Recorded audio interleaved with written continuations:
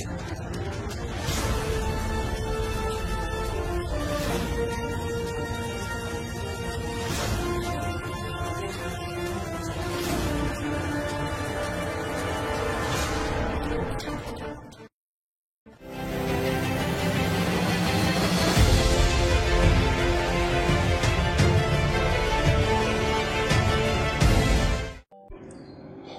শ্রোতা বন্ধুরা, গল্পের ফেরিওয়ালা গ্রুপে আপনাদের সবাইকে স্বাগত।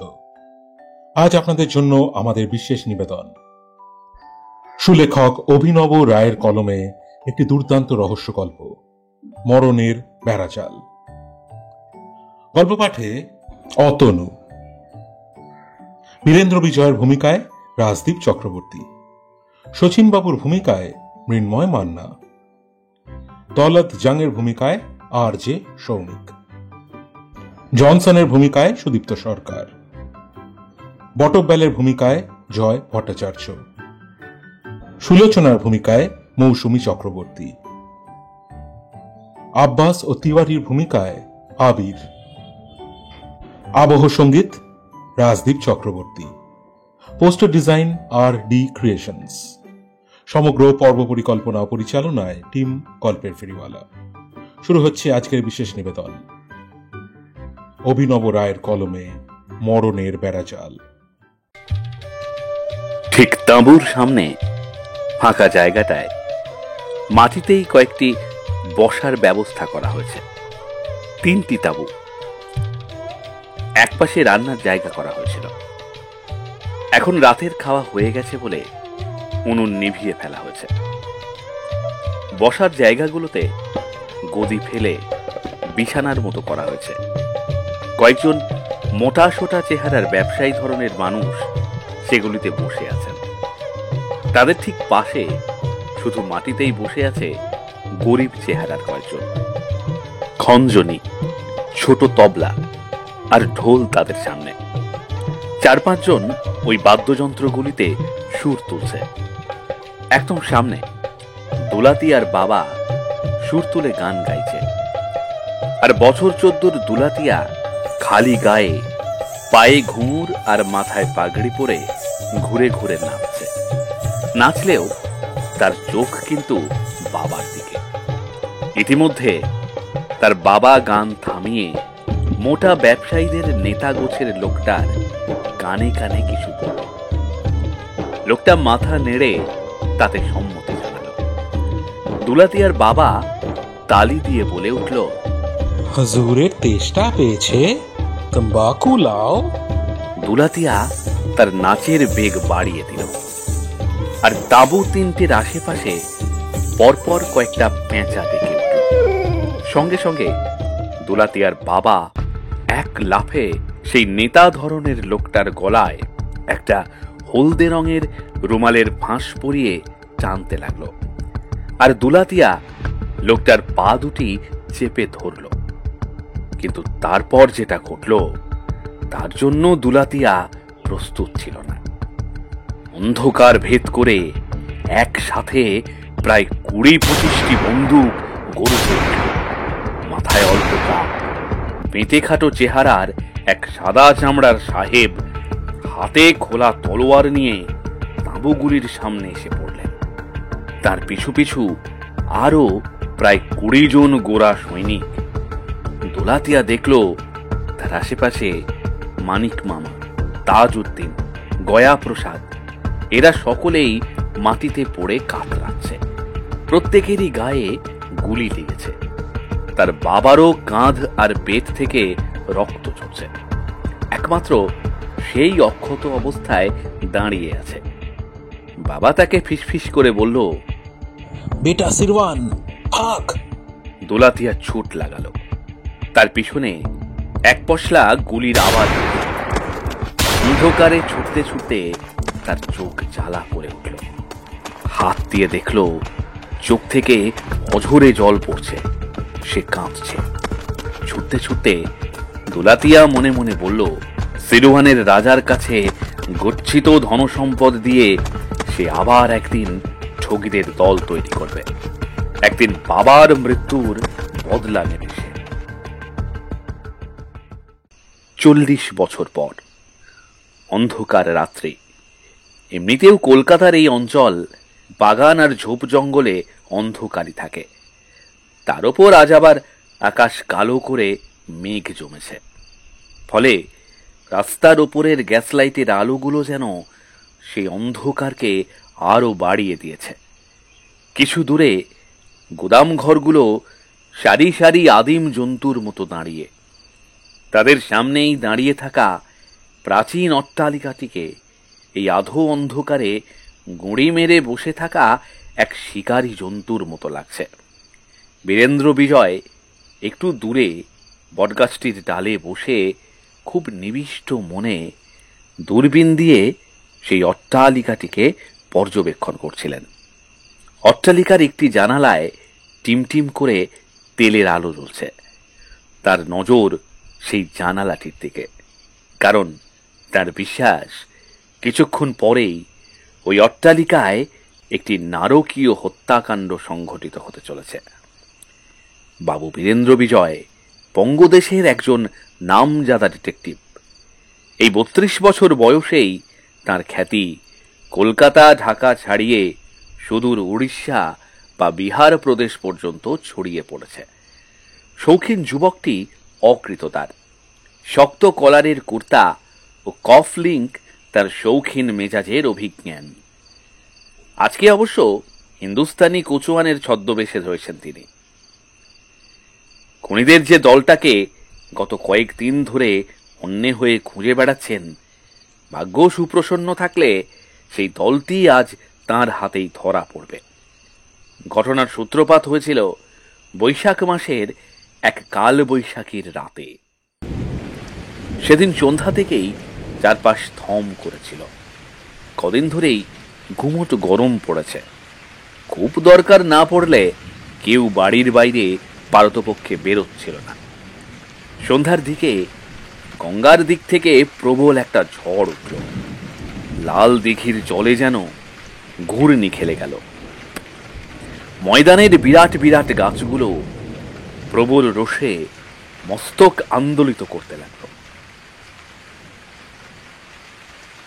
গরানহাটায় তাঁর বাড়িতে বীরেন্দ্র বিজয় একটি বিলাতি ম্যাগাজিনে শার্লক হোমস নামের এক গোয়েন্দার কীর্তিকলাপ মনোযোগ দিয়ে পড়ছিলেন।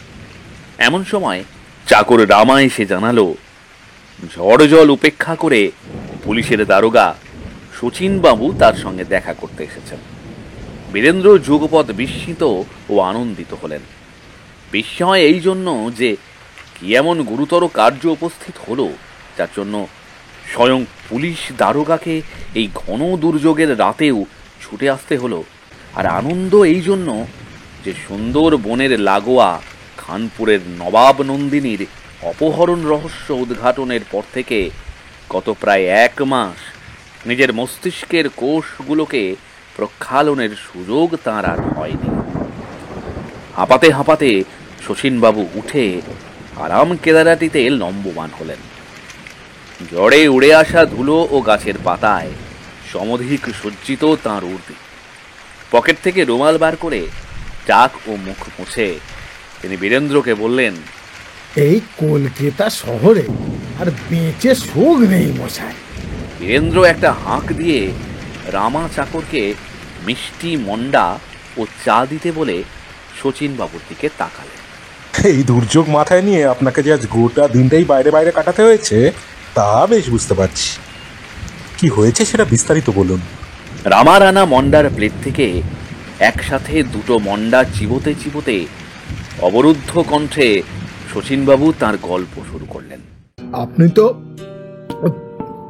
জানেন এই আমার একটু বেলায় শয্যা ত্যাগের অভ্যেস, তো আজও সকালে তেমনটাই হয়েছিল। সবে কোল বালিশটা কোলে টেনে পাশ ফিরে ঘুমোতে যাব, এমন সময় গিন্নি এসে আমায় ডেকে তুলল। জনসন সাহেবের আরদালি নাকি নিচে অপেক্ষা করছে জরুরি এত্তেলা নিয়ে। আমাকে এক্ষুনি সাহেবের কাছে ছুটতে হবে। তড়ি ঘড়ি ঘুম থেকে উঠে কোনো মতে প্রাতকৃত্য সেরে উর্দি চাপিয়ে নাকে মুখে কিছু গুঁজে 15 মিনিটের মধ্যে বেরিয়ে পড়ল। আপনি তো জানেন এই জনসন সাহেব আমাদের বড় সাহেবের ছোটবেলার বন্ধু। লাল বাজারের একদম ওপর মহলের সঙ্গে তার ওঠা বসা। সাহেব নিজেও বড় ব্যবসায়ী। যাই হোক, সাহেবের বাংলায় পৌঁছে সেলাম বাজালাম। দেখলাম সাহেব নিচের ড্রয়িং রুমে অস্থির হয়ে পায়চারি করছেন। আমাকে দেখে যেন হাতে চাঁদ পেলেন। তারপর তার কাছে যা শুনলাম তাতে আমার আক্কেল গুঁড়ো। সাহেবের ছোট শালা অ্যাডাম সাহেব গত পরশু মিরাট থেকে কলকাতায় দিদি জামাইবাবুর কাছে ঘুরতে এসেছেন। তারপর বুঝলাম ব্যাপারটা এত সহজ নয়। বছর 25-এর অ্যাডাম সাহেব বেশ রঙ্গিলা মেজাজের মানুষ। মেম সাহেব নয়, দেশি বাড়িতেই তার আগ্রহ। মিরাটের কোনো এক নেটিভ স্টেটের মহারাজার নববিবাহিত স্ত্রীর দিকে কুদৃষ্টি দেওয়ায় সেই মহারাজ আগামী 7 দিনের মধ্যে সাহেবের মুণ্ডচ্ছেদের প্রতিজ্ঞা করায় সাহেব মিরাট থেকে কলকাতায় পালিয়ে এসেছেন। পরশুদিন ঘরে আবদ্ধ থাকলেও গতকাল সন্ধ্যায় সাহেবের এক পুরনো দোস্ত আমির জং তাকে খুঁজতে খুঁজতে জনসন সাহেবের বাড়িতে হাজির।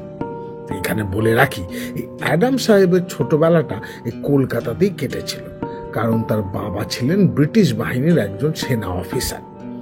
স্লিম্যান সাহেবের ঠগি দমন অভিযানেও তিনি একজন উল্লেখযোগ্য সহকারী ছিলেন।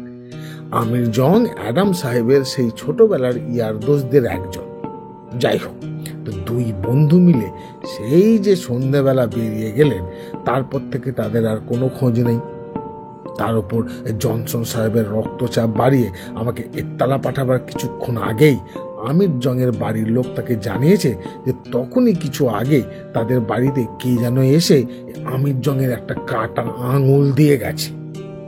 এইখানে বীরেন্দ্র শচীন বাবুকে একটু থামালেন। এই কাটা আঙুলটা যে আমির জাঙেরই, সে সম্পর্কে তার বাড়ির লোক নিশ্চিত হলো কি করে? ঠিক এই প্রশ্নটাই আমি সাহেবকে করেছিলাম।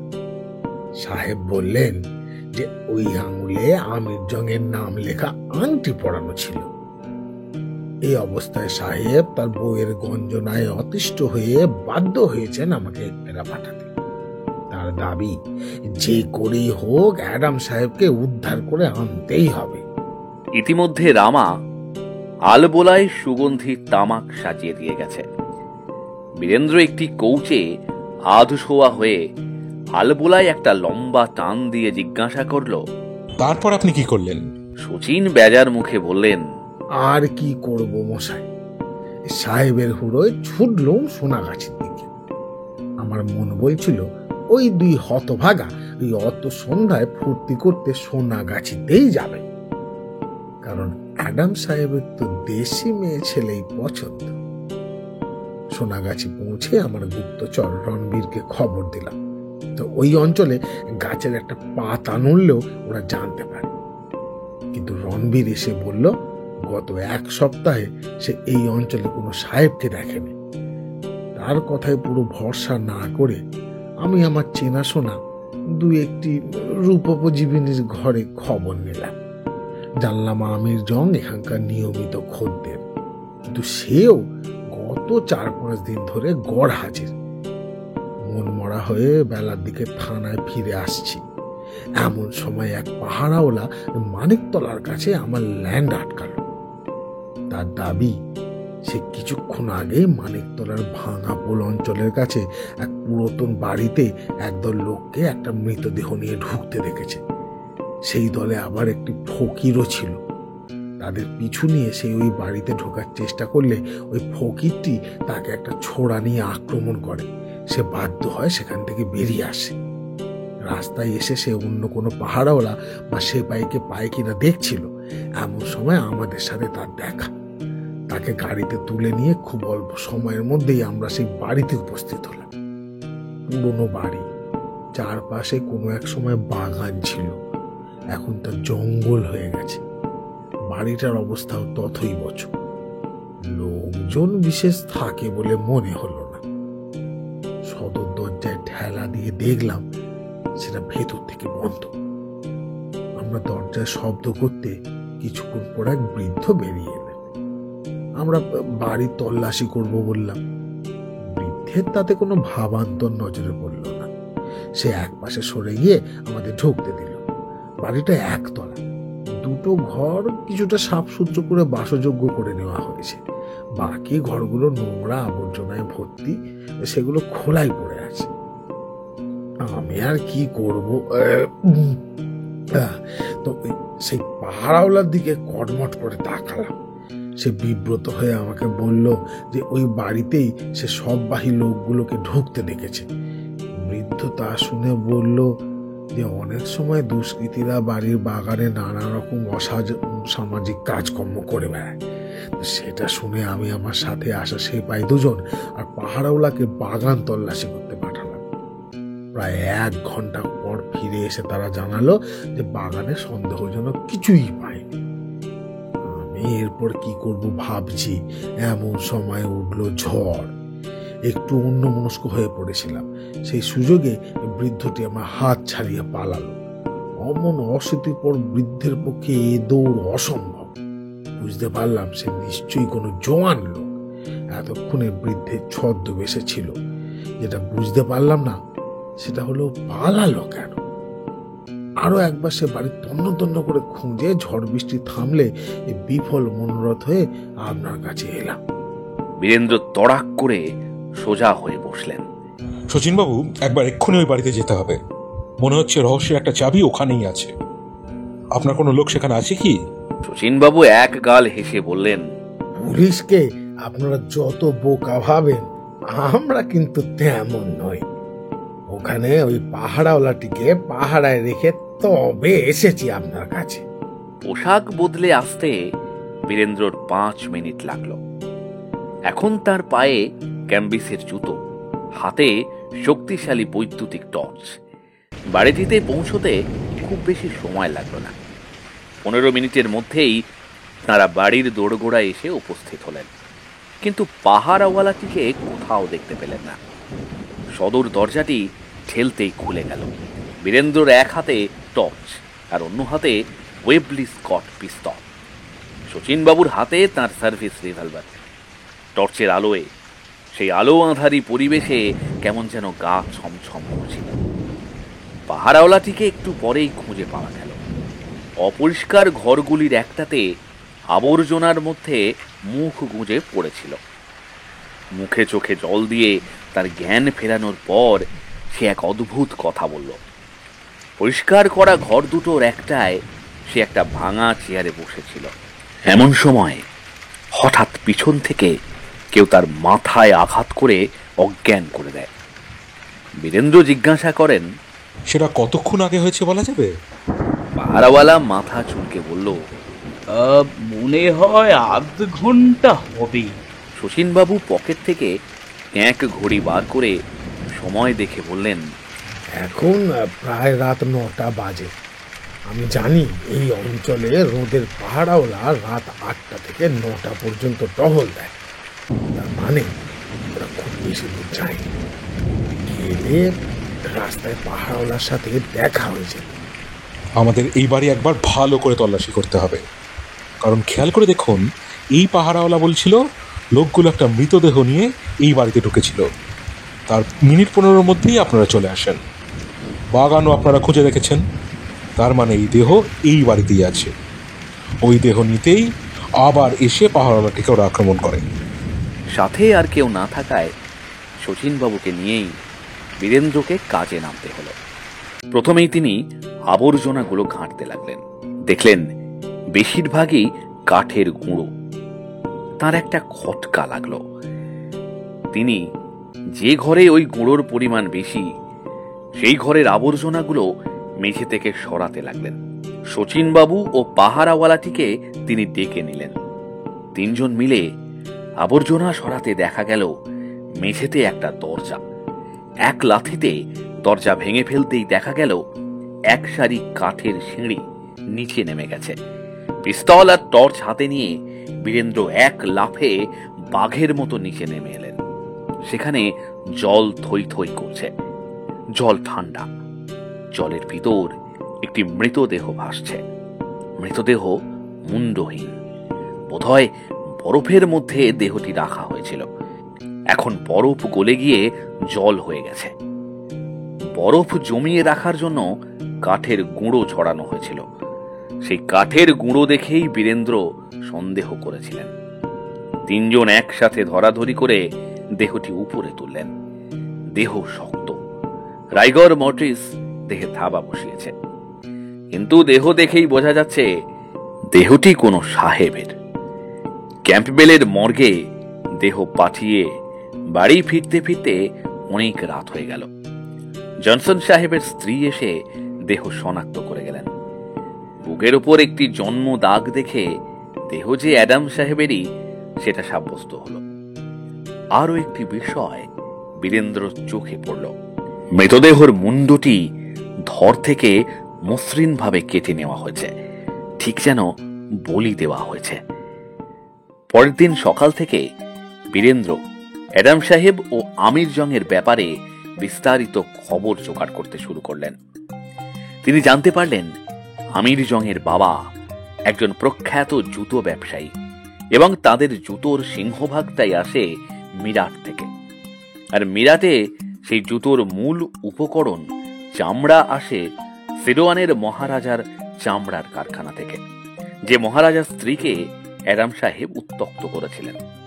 কিন্তু তার এই তদন্ত মাঝপথেই হোঁচট খেল। এক সকালে শচীনবাবুর দূত তাকে জানালো যে অদ্ভুত খুনি আবার আঘাত হেনেছে। এবারের শিকার আর একটি সাহেব। এই সাহেবের নাম গর্ডন। ইনি একজন ব্যবসায়ী। মিরাটের এক ধনরত্নের দোকানে এনার অংশীদারিত্ব আছে। গত পরশু রাতে সাহেব তার বালিগঞ্জের বাড়ি থেকে বেরিয়েছিলেন, আর ফিরে আসেননি। সাহেব বিয়ে করেননি, বয়স 70-এর কাছে। আজ সকালে চাঁদপাল ঘাটের কাছে তার মুন্ডহীন দেহ উদ্ধার হয়েছে। বীরেন্দ্র বিজয় তৎক্ষণাৎ প্রস্তুত হয়ে চাঁদপাল ঘাটের দিকে রওনা দিলেন। ঘাটে পৌঁছে দেখলেন শচীনবাবু লোকজন নিয়ে তাঁরই প্রতীক্ষায় দাঁড়িয়ে আছেন। বীরেন্দ্র ঘটনাস্থলে পৌঁছে দেখলেন মুন্ডহীন লাশটি ঘাটের সিঁড়ির একপাশে উপুর হয়ে পড়ে আছে। লাশের শরীরে কোনো পোশাক নেই, কিন্তু শরীরের গঠন ও গাত্রবর্ণ দেখে বোঝা যাচ্ছে যে লাশটি কোনো সাহেবের। আবার ঘাটের যেখানে মৃতদেহটি পড়ে আছে তার আশেপাশে কোথাও কোনো রক্ত নেই, অর্থাৎ লোকটিকে অন্য কোথাও হত্যা করে এখানে ফেলে রাখা হয়েছে। বীরেন্দ্র ভালো করে দেহটি পর্যবেক্ষণ করে দেখলেন যে সেটির গলাটিও এক আঘাতে নামিয়ে ফেলা হয়েছে, অ্যাডামের মতোই। শরীর ঠান্ডা, একেও বোধ হয় বরফে রাখা হয়েছিল। চাঁদপাল ঘাট থেকে জানবাজারের একটেরে এক গলিতে, যেখানে আমির জংয়ের বাড়ি, সেখানে পৌঁছতে বীরেন্দ্রর খুব বেশি সময় লাগলো না। এটি একটি বিরাট হাভেলি, মধ্যযুগীয় মুসলমানি কায়দায় তৈরি। হাভেলি থেকে একটু দূরে তার ফিটন গাড়ি থেকে নেমে পড়লেন বীরেন্দ্র। তিনি নামার সাথে সাথেই কাছেই একটি গাছের তলা থেকে রোগা লম্বা চেহারার এক কিশোর অনুগত ভঙ্গিতে তার সামনে এসে দাঁড়াল। কিশোরের বয়ক্রম 17-18 বছর। এক মাথা কোঁকড়া চুল, ঠোঁটের ওপর হালকা গোঁফের রেখা। কিশোরের নাম আব্বাস। পরনে মলিন পোশাক। কলকাতা বা অন্য কোনো বড় শহরের রাস্তাঘাটে এমন অনাদরে প্রতিপালিত কিশোর কিশোরীর দল দেখতে পাওয়া যায়। বীরেন্দ্র এই কিশোরের তার বিভিন্ন তদন্তের কাজে খবর সংগ্রহের জন্য ব্যবহার করলেন। এদেরকে কেউ লক্ষ্য করে না, ফলে এরা যে কোনো জায়গা থেকে খবর সংগ্রহ করে আনতে পারে। সেদিন শার্লক হোমসের স্টাডি ইন স্কারলেট উপন্যাসে হোমসকেও তাঁরই মতো গৃহহীন ভবঘুরে কিশোরদের একই কাজে ব্যবহারের কথায় বীরেন্দ্র বেশ মজা পেয়েছিলেন। যাই হোক, আব্বাস তাকে সেলাম করে যা বলল তা একদিকে যেমন চমকপ্রদ, অন্যদিকে তেমনই গুরুত্বপূর্ণ। আব্বাস গত 2 দিন ধরে আমির জংয়ের বাড়ির ওপর নজর রাখছে, কিন্তু এই 2 দিনে এক ফকির ছাড়া আর কোনো অপরিচিত লোককে সেই হাভেলিতে ঢুকতে দেখেনি। ফকির রোজ ভোরে ভোর আসে, শেষ বিকেলে বেলা পড়ে গেলে বেরিয়ে যায়। আজও সেই ফকির এসেছে এবং ভিতরেই আছে। আব্বাসকে একটি রূপোর টাকা দিয়ে নজরদারি চালাতে বলে তিনি আমির জংয়ের বাড়ির দিকে এগিয়ে গেলেন। দরজার ঘন্টার সাথে লাগানো দড়িটিকে টানতেই ভিতরে কোথাও ঘন্টা বাজার গুরুগম্ভীর শব্দ হলো। একটু পরেই দ্রুত পদ শব্দ শোনা গেল। একটি দাসী এসে দরজা খুলে দিল। আমির জংয়ের বাবা দৌলত জং বাড়িতেই ছিলেন।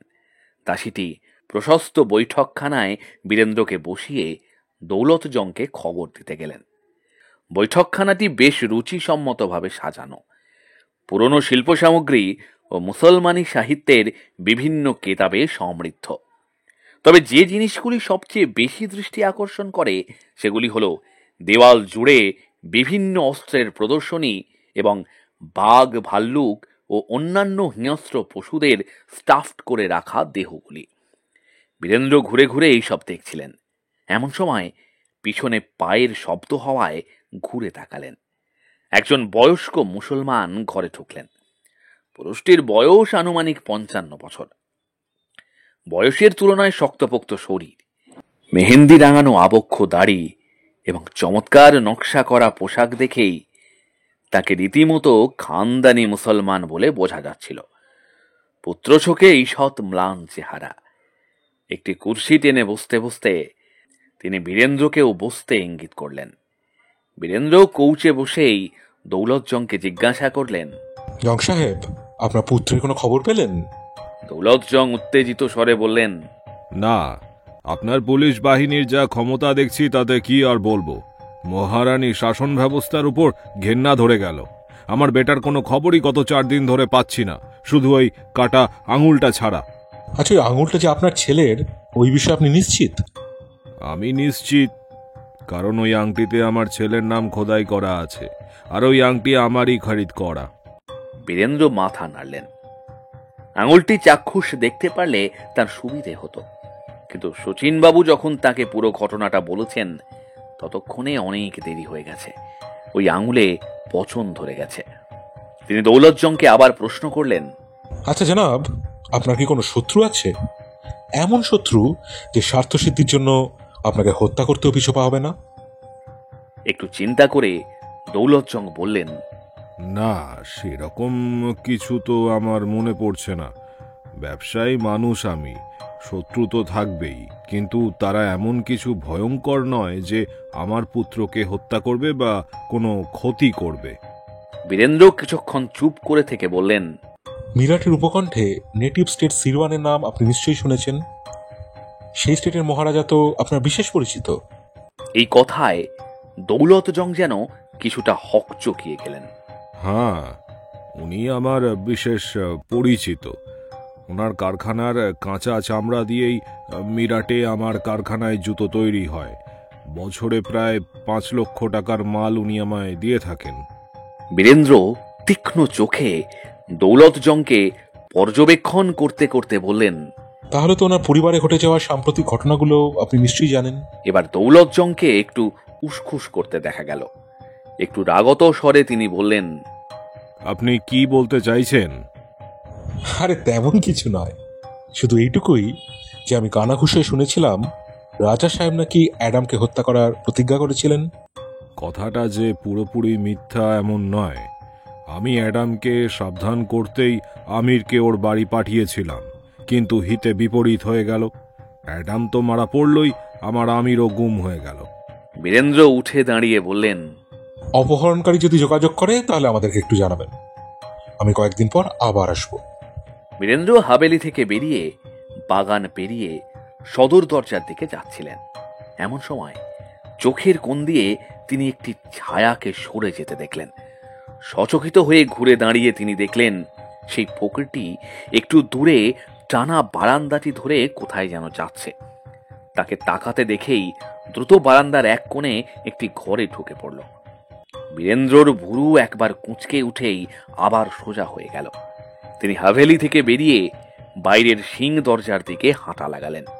বাগান পেরোনোর আগেই বাঁদিকে বাগানের ভিতরের দিকে একটা ছোট স্থাপত্য চোখে পড়ল, যেন একটি ছোট মন্দির। সদর দরজার দিকে না গিয়ে তিনি পায়ে পায়ে এগিয়ে গেলেন মন্দিরটির দিকে। আর তখনই বাগানের ভিতর থেকে লম্বা চওড়া একজন মানুষ তার পথ রোধ করে দাঁড়ালো। তিনি থমকে দাঁড়ালেন। এদিকে কোথায় যাচ্ছেন? মারমুখী ভঙ্গিতে সে জিজ্ঞাসা করল। আমি যাচ্ছি ওই মন্দির দেখতে, ওর ভেতরে কি আছে সেটা আমি দেখতে চাই। ওদিকে তো যাওয়া যাবে না, হুকুম নেই। বীরেন্দ্র বিক্রম ব্যাপারটা পুরোপুরি হৃদয়ঙ্গম করেছেন। এমন ভাব করে পিছন ফিরে সদর দরজার দিকে হাঁটা শুরু করলেন। লোকটিও তার মারমুখী ভঙ্গিমা থেকে কিছুটা নরম হয়ে পিছন ফিরে যাবে বলে, কিন্তু তার ফেরা হলো না। বিদ্যুৎ গতিতে বীরেন্দ্র বিজয় তার ঠিক পিছনে এসে দাঁড়ালেন। লোকটি কিছু বলবার আগেই তার বর্জ্য মুষ্টি আছড়ে পড়ল তার চোয়ালে। লোকটি শূন্যে কিছুটা উঠে মাটিতে আছড়ে পড়ল। বীরেন্দ্র বিজয় ডান হাতটা বাম হাতে একবার ঘষে নিয়ে এগিয়ে গেলেন মন্দিরটির দিকে। উঁকি মেরে দেখলেন ভিতরে একটি বিগ্রহ। এবার তিনি একটু অবাক হলেন। ভিতরের আবছা অন্ধকারে ভালো করে দেখার জন্য একটু এগিয়ে গেলেন। দেখলেন বিগ্রহটি কালীর। বিগ্রহের 4টি হাত, কিন্তু যে হাতে খড়গ থাকে সেই হাতে একটি হলুদ রুমাল রাখা। বীরেন্দ্র বিজয়ের যেন নিজের চোখে বিশ্বাস হচ্ছিল না। এই শহর কলকাতার বুকে এমন মন্দির যে তাকে দেখতে হবে সেটা তিনি স্বপ্নেও ভাবেননি। আর সেখানে না দাঁড়িয়ে থেকে তিনি হনহন করে বাইরের পথ ধরলেন। বিরাট চেহারার লোকটি তার মুষ্ঠাঘাত সামলে তখনও উঠে দাঁড়াতে পারেননি বলে তাকে কেউ বাধা প্রদান করল না। বাইরে গাছের তলায় আব্বাস তার প্রতীক্ষায় দাঁড়িয়েছিল। তিনি আব্বাসকে কাছে টেনে এনে তার কানে কানে কিছু কথা বুঝিয়ে বললেন। জানবাজার থেকে বালিগঞ্জ পৌঁছতে 1 ঘন্টা লেগে গেল। জনসন সাহেবের বাংলোটি যেন এক নিশ্চুপ বিষণ্ণতায় ডুবে আছে। বাংলোর সামনের পাহারাদারটিকে দিয়ে নিজের কার্ডটি ভিতরে পাঠিয়ে অপেক্ষা করতে লাগলেন। বেশিক্ষণ অপেক্ষা করতে হলো না। প্রায় সাথে সাথেই পাহারাদার সঙ্গে একজন খানসামাকে নিয়ে বেরিয়ে এলো। খানসামাটি তাকে খুবই যত্ন করে বসার ঘরে নিয়ে গিয়ে বসালো। একটু পরেই ড্রেসিং গাউন পরে স্বয়ং জনসন সাহেব নেমে এলেন। চোখ লাল, চুল উস্কো খুস্কো। মনে হয় এই কয়দিন রাতে ভালো করে ঘুমোতে পারেননি। বলুন বাবু, আমি আপনার জন্য কি করতে পারি? আপনি হয়তো জানেন যে আমি একজন ডিটেকটিভ। পুলিশ বিভাগের বড় কর্তা স্বয়ং ড্যানসাম সাহেব আমাকে চেনেন। কিছুদিন আগে মিসেস ড্যানসামের হারিয়ে যাওয়া প্রিয় ঘোড়া গোল্ডেন ব্লেজকে আমি খুঁজে এনে দিয়েছিলাম। বর্তমানে পুলিশ বিভাগ আমাকে আপনার শ্যালক অ্যাডাম সাহেবের খুনিকে ধরবার ভার দিয়েছেন। ডানহ্যাম সাহেবের নাম শুনে জনসন কিছুটা হকচকিয়ে গেলেন। তারপর একটু কেশে বললেন, ওয়েল বাবু, আপনার মতো ইনভেস্টিগেটর যে এই কেসের ভার নিয়েছেন তাতেই যথেষ্ট পরিতোষ অনুভব করছি। একটা সত্যি কথা বলুন তো সাহেব, আপনার শ্যালক লোক কেমন ছিলেন? দেখুন, আমার শ্বশুরের কাছে তার সন্তানদের সুখ ছিল সবচেয়ে গুরুত্বপূর্ণ। সারা জীবন সেনাবাহিনীতে কাজ করে উপার্জন করেছিলেন প্রচুর। আজ থেকে বছর 40 আগে ঠগীদের দমন করে প্রচুর পুরস্কার পেয়েছিলেন তিনি, সাথে জমিদারিও। তিনি তার ছোট ছেলেটাকে আদর দিয়ে মাথায় তুলে রেখেছিলেন। মদ, জুয়া, মেয়ে মানুষ সব ধরনের নেশাই তার ছিল। বিয়ের পর আমিও তাকে বোঝানোর অনেক চেষ্টা করেছি, কিন্তু তাতে কোনো লাভ হয়নি। সে যেমন ছিল তেমনই থেকে গেছে। বাবা মা মারা যাওয়ার পর তো সে যেন সাপের 5 পা দেখলো, আরো বেপারোয়া ও অসভ্য হয়ে উঠল। ইদানিং অভিজাত দেশীয় রাজা বা ধনাঢ্য ব্যবসায়ীদের স্ত্রী বা বোনদের প্রেমের অভিনয় ভুলিয়ে অঙ্কশাইনি করাই ইদানিং তার প্রথম কাজ হয়ে উঠেছিল। বহুবার বারণ করা সত্ত্বেও সে শোনেনি। তারই ফলশ্রুতি এই মৃত্যু। আমার মনে হয় এই কেসে অ্যাডামের লাম্পট্য তার মৃত্যুর একমাত্র কারণ নয়, এর মধ্যে আরো জটিল কোনো ব্যাপার আছে। আপনি কি জানতে চান বলুন, আমি যা যা জানি নিশ্চয়ই বলবো। আচ্ছা, আপনার শ্যালক আর আমির জাগের মধ্যে সম্পর্ক কেমন ছিল সেটা সম্পর্কে কিছু বলুন। আমি যতদূর জানি, এক সময় আমার শ্বশুর মশাই কার্যসূত্রে বেশ কিছুদিন কলকাতায় ছিলেন। তখন দৌলত জাং ছিলেন সেনাবাহিনীর একজন কন্ট্রাক্টর। সেই সূত্রে দুই বাবা আর দুই ছেলের মধ্যে হৃদ্রতা হয়।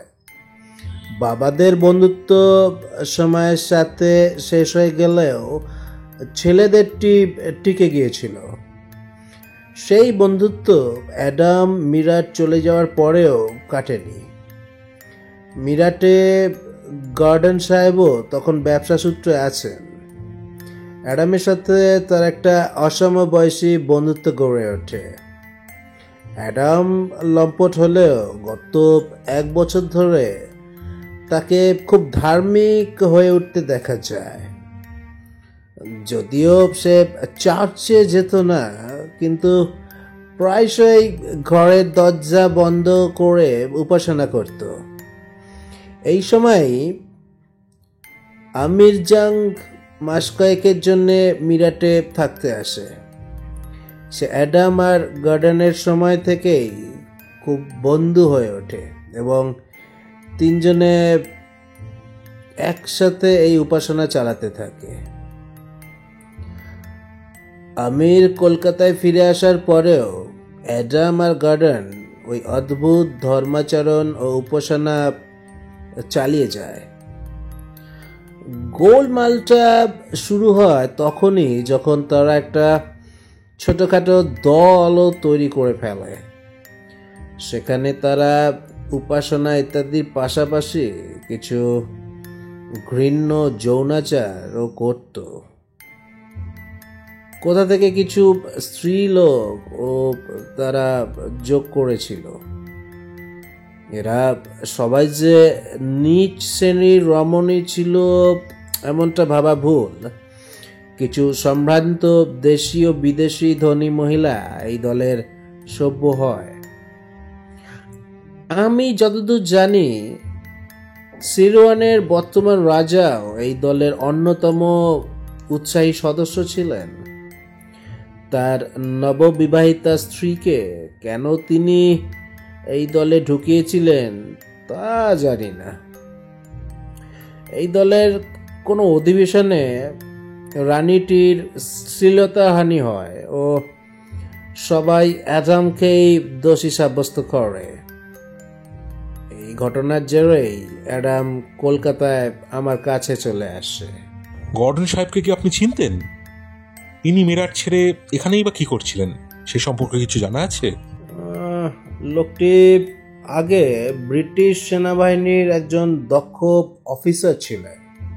স্বয়ং স্লিম্যান সাহেব ঠগি দমনের সময় এনাকে তার বিশেষ দলে নির্বাচিত করেছিলেন। মাঝে মধ্যে কলকাতায় সাহেবদের কোনো পার্টিতে ওর সাথে দেখা সাক্ষাৎ হতো, কিন্তু তেমন আলাপ ছিল না। তবে দিন 15 আগে বড়লাটে দেওয়া গ্র্যান্ড বল ড্যান্সে যখন দেখা হয়েছিল তখন ওনাকে খুব আতঙ্কিত দেখাচ্ছিল। কি যেন একটা আমাকে বলতে চাচ্ছিলেন, কিন্তু কাকে দেখে যেন আতঙ্কিত হয়ে সরে যান। গর্ডন সাহেব মানুষ হিসাবে কেমন ছিলেন? দেখুন, এই দেশে আমরা যারা স্বদেশ ফেলে আছি অনেক সময় এমন সব কাজ করে ফেলি যে কাজগুলো করার কথা দেশে থাকলে হয়তো ভাবতেও পারতাম না। গর্ডনও হয়তো ভারতীয় বিদ্বেষী ছিল না, কিন্তু শাসক সুলভ অনুনাসিকতা তার মধ্যে ছিল। এখানে গর্ডন আমির জঙ্গের সঙ্গে কিভাবে সম্পর্ক রেখেছিল সেটা ভাবতেও অবাক লাগে। এই কথাটা বীরেন্দ্রর মনে দাগ কেটে গেল। আমির জং একজন ভারতীয় এবং গর্ডনের চেয়ে বয়সে অনেক ছোট। এই দুজনের মধ্যে একটা অসমবয়সী বন্ধুত্ব কিভাবে হলো? বীরেন্দ্র যখন বাড়ি ফিরলেন তখন রাত্রি হয়ে গেছে। তিনি গর্ডন সাহেবের বাড়ি কাল যাবেন বলে মনস্থির করলেন। বাড়ি ফিরে দেখলেন আব্বাস তার জন্য বৈঠকখানায় বসে আছে, অপেক্ষা করছে। তিনি আব্বাসকে বৈঠকখানায় বসিয়ে তার আগমনের কারণ জিজ্ঞাসা করলেন। আব্বাস জানালো যে দুপুরের দিকে সেই ফকির বাড়ি থেকে বেরিয়েছিল। আব্বাস তাকে সোনাগাছির এক বাড়ি পর্যন্ত অনুসরণ করেছে। সেই বাড়ি তাদের চেনা বেশ্যা হীরামণির পাশের বাড়ি। অনেকক্ষণ অপেক্ষার পর ফকির যখন সেই বাড়ি থেকে আর বেরোলো না, তখন সে তার দলের দুটো ছেলেকে ওখানে বসিয়ে রেখে বীরেন্দ্রর কাছে খবরটা দিতে এসেছে। বীরেন্দ্র আরাম কেদারা ছেড়ে লাফিয়ে উঠে দাঁড়ালেন। দেরাজ থেকে পিস্তলটা বার করে একবার দেখে সেটাকে জামার গুপ্ত জায়গায় লুকিয়ে রেখে আব্বাসকে বললেন, আব্বাস, তুমি শচীন বাবুকে খবর দাও, আমি ওখানেই যাচ্ছি। হীরামণি কুঠির পাশের বাড়ি, তাই তো? আব্বাস একটা সেলাম ঠুকে বলল, আপনি একদম ঠিক বলেছেন, জায়গাটা ওইখানেই বটে। আমাদের মুস্তাক আর ভিখু পাহারায় আছে সাহেব, আপনি ওখানে গেলেই দেখতে পাবেন। বীরেন্দ্র প্রায় ছুটতে ছুটতে বাইরে বেরিয়ে একটা ক্যাঁচ গাড়িতে উঠে সোনাগাছির দিকে মিলিয়ে গেলেন।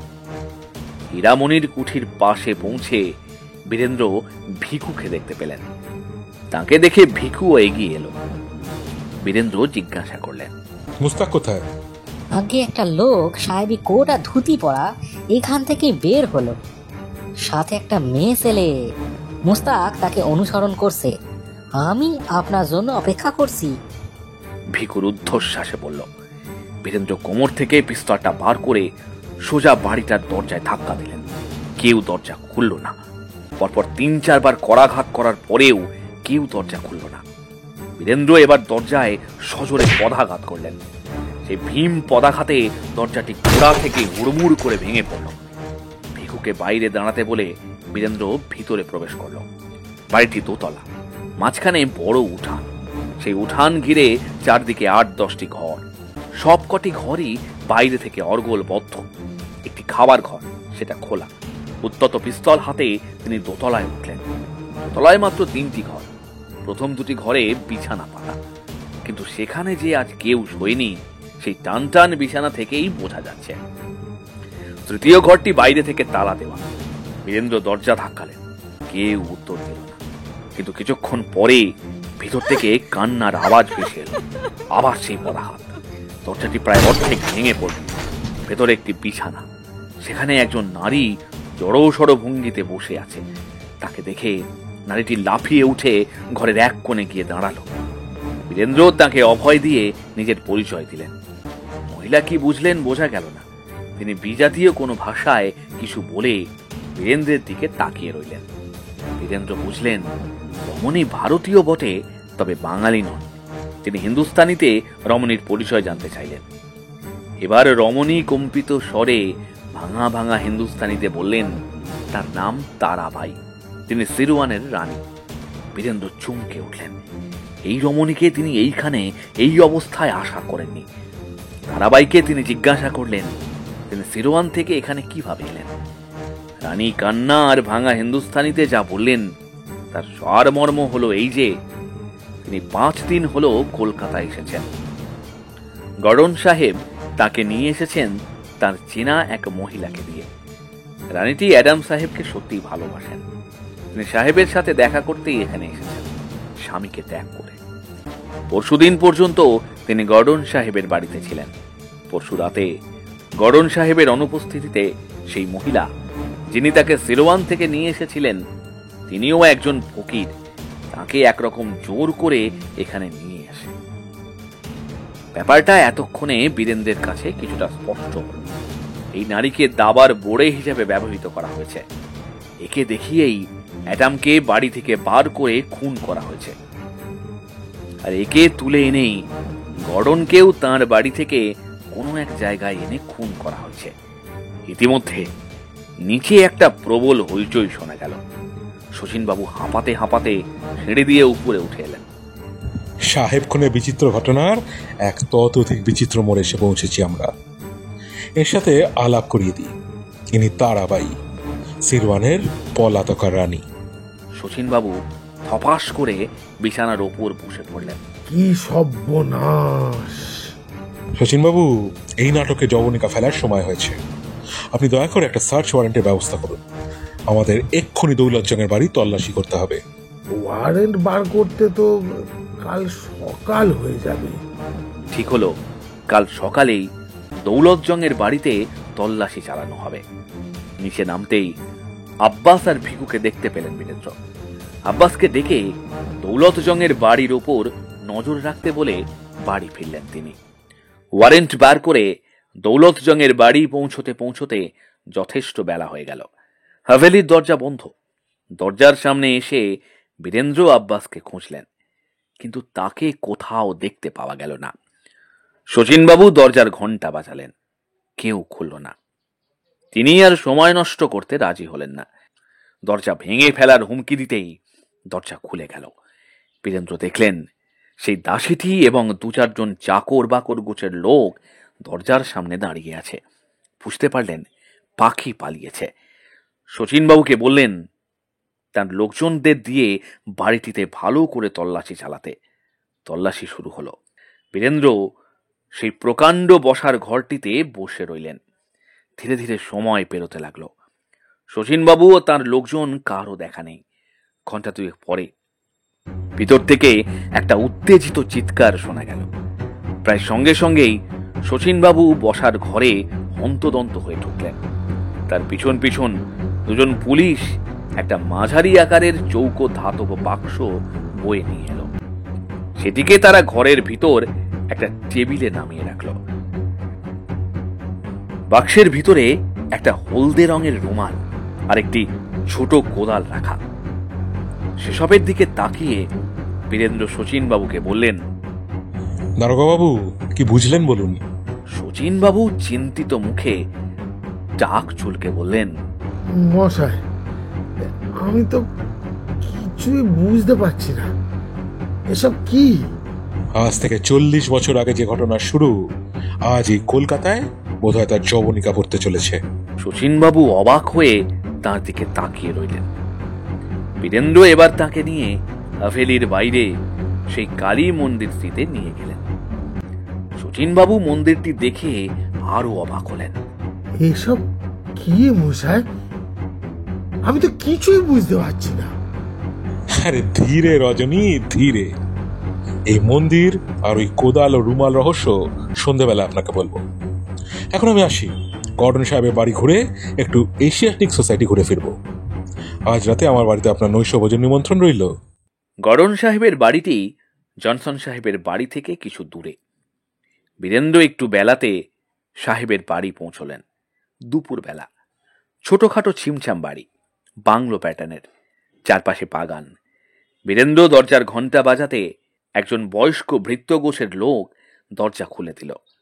জানা গেল তার নাম তিওয়ারি। সে প্রায় 50 বছর সাহেবের সাথে আছে। বীরেন্দ্র তাকে বললেন যে তিনি একটু বাড়িটি ঘুরে দেখবেন। একতলা বাড়িটি বাইরে থেকে দেখতে ছোট মনে হলেও ভিতরে ছড়িয়ে ছিটিয়ে প্রায় 7-8টি ঘর আছে। ঘরগুলি প্রত্যেকটিই সুন্দর করে সাজানো।